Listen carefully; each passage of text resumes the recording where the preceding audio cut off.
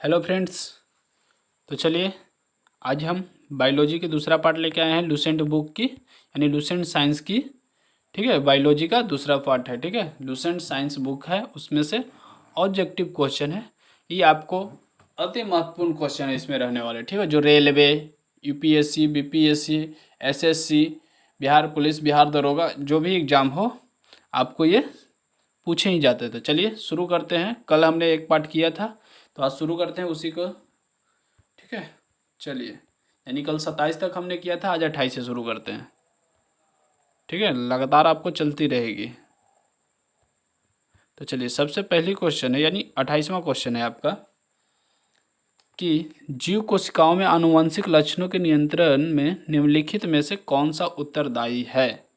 तो 28 का आपका हो जाएगा डीएनए, यानी ऑप्शन नंबर डी। जीव कोशिकाओं में आनुवंशिक लक्षणों के नियंत्रण में निम्नलिखित में से कौन सा उत्तरदायी है। 28 का D, option number D, DNA. ठीक है, चलिए 29वां आइए। 29 नंबर है, पुरुष में पुरुष तत्व के लिए कौन सा गुणसूत्री संयोजन उत्तरदायी है। तो कौन सा गुणसूत्री संयोजन उत्तरदायी है, एक्स वाई। पुरुष में पुरुष तत्व के लिए कौन सा गुणसूत्री संयोजन उत्तरदायी है, एक्स वाई। ठीक है, 30वां क्वेश्चन है, मनुष्य में कौन से क्रोमोसोम के मिलने से बालक का जन्म होगा। मनुष्य में कौन से क्रोमोसोम के मिलने से बालक का जन्म होगा। तो कौन सा होगा, 30 का पुरुष का वाई और स्त्री का एक्स, तब क्या होगा, बालक जन्म लेगा। ठीक है, 30 का ए, सॉरी 30 का सी, ऑप्शन नंबर सी। ठीक है, 31 नंबर आइए। 31वां क्वेश्चन है, शरीर में लगी चोट की मरम्मत के लिए किस प्रकार के सेल विभाजन का प्रयोग किया जाता है। शरीर में लगी चोट की मरम्मत के लिए किस प्रकार के सेल विभाजन का प्रयोग किया जाता है। तो किसकी किया जाता है, 31 का हो जाएगा आपका केवल समसूत्रण, यानी ऑप्शन नंबर ए। ठीक है, 31 का ए। 32वां क्वेश्चन आइए। 32वां है, गुणसूत्रों की आकृति विज्ञान का अच्छी तरह से अध्ययन किसे किया जा सकता है। गुणसूत्रों की आकृति विज्ञान का अच्छी तरह से अध्ययन किसे किया जा सकता है, किसे किया जाता है, मध्यावस्था, यानी 32 का सी। ठीक है, 33 नंबर आइए। विषाणु में निम्नलिखित में से कौन सी एक विशेषता नहीं होती है। विषाणु में निम्नलिखित में से कौन सी एक विशेषता नहीं होती है। तो कौन सी नहीं होती, 33 का डी हो जाएगा, ऑप्शन नंबर डी, कोशिका भित्ति की मौजूदगी। कोशिका भित्ति की मौजूदगी। ठीक है, चलिए 34वां क्वेश्चन आइए। 34वां क्वेश्चन है, विषाणुओं में क्या होता है। विषाणुओं में क्या होता है, या तो आरएनए या डीएनए, यानी ऑप्शन नंबर डी, 34 का डी। 35वां क्वेश्चन आइए, पौधों को संक्रमित करने वाला अधिकांश विषाणुओं में क्या होता है। पौधों को संक्रमित करने वाले अधिकांश विषाणुओं में क्या होता है, यानी 35 का हो जाएगा आपका केवल दोहरे तंतु गुच्छ वाला आरएनए, यानी 35 का डी, ऑप्शन नंबर डी। 36वां क्वेश्चन है, विषाणुओं के संबंध में निम्नलिखित में से कौन सा कथन सही नहीं है। तो कौन सा कथन सही नहीं है, चलिए पढ़ लेते हैं। प्रजनन करने के लिए विषाणु को जीवित कोशिकाओं की जरूरत है, बिल्कुल सही बात है, बिल्कुल सही बात है। ठीक है, परपोषी के बाहर विषाणु रासायनिक पदार्थों के समान होते हैं, बिल्कुल सही बात है। प्रकाश संश्लेषण के माध्यम से विषाणु अपने आहार का संश्लेषण कर सकते हैं, नहीं, ये गलत बात है, यानी ऑप्शन नंबर आपका सी हो जाएगा। ठीक है, सभी विषाणु परजीवी होते हैं, सभी विषाणु परजीवी होते हैं। ठीक है, यानी 36 का आपका हो जाएगा ऑप्शन नंबर सी, ये गलत है, यानी ये ऑप्शन क्वेश्चन के अनुसार सही है। ठीक है, चलिए 37वां क्वेश्चन है, निम्नलिखित में से सर्वप्रथम किस वायरस की खोज हुई थी। सबसे पहले कौन सी वायरस की खोज हुई थी। तो सबसे पहले कौन सी वायरस की खोज हुई थी, टीएमबी, टीएमबी, 37 का सी। 38 नंबर आइए। 38वां क्वेश्चन है, एड्स मानव प्रतिरक्षाहीनता विषाणु एचआईवी के द्वारा होता है। क्या होता है, रिट्रोवायरस जो है, रिट्रोवायरस। एड्स मानव प्रतिरक्षाहीनता विषाणु यानी HIV के द्वारा होता है, जो है रिट्रोवायरस, ऑप्शन नंबर ए। ठीक है, चलिए 39वां क्वेश्चन आइए।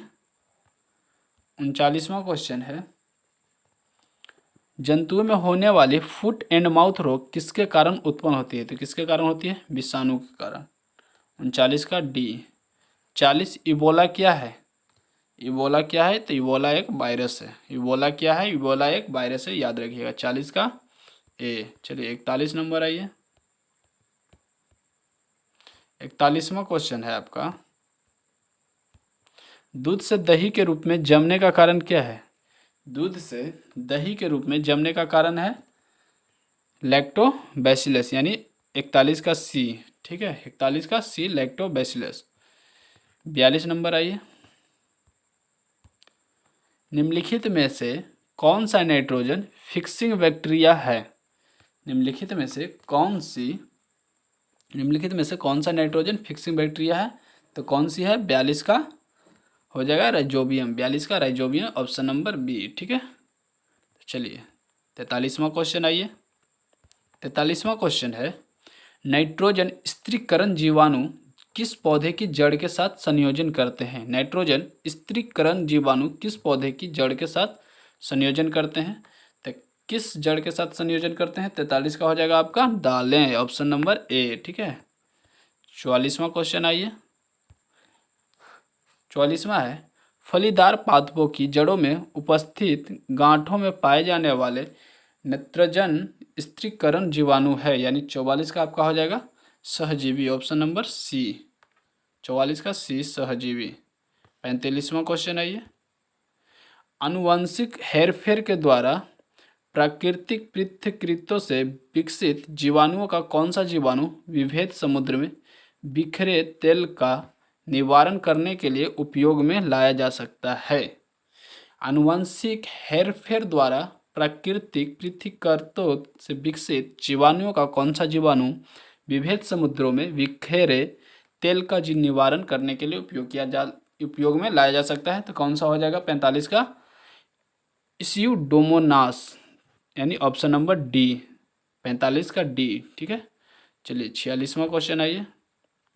46वां है, प्रशीतन यानी रेफ्रिजरेशन खाद्य परिरक्षण में मदद करता है। रेफ्रिजरेशन खाद्य परिरक्षण में मदद करता है, यानी 46 का हो जाएगा आपका जैव रासायनिक अभिक्रियाओं की दर को कम कर, यानी 46 का बी। 46 का बी। ठीक है, 47वां क्वेश्चन आइए। अवायवीय स्थिति में जैविक पदार्थ के जीवाणु अपघटन को क्या कहते हैं? अवायवीय स्थिति में जैविक पदार्थ के जीवाणु अपघटन को क्या कहते हैं? तो क्या कहते हैं 47 का? किण्वनीकरण, यानी 47 का ए। 48 नंबर आइए।